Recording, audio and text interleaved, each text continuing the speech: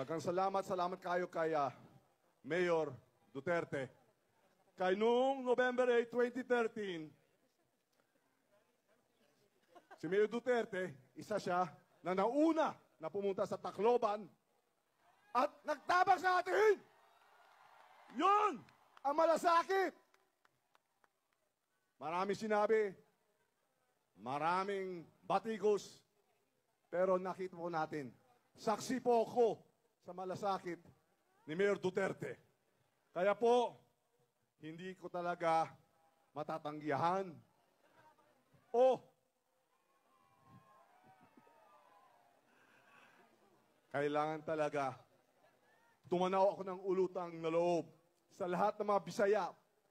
Kaya sinama niya lahat.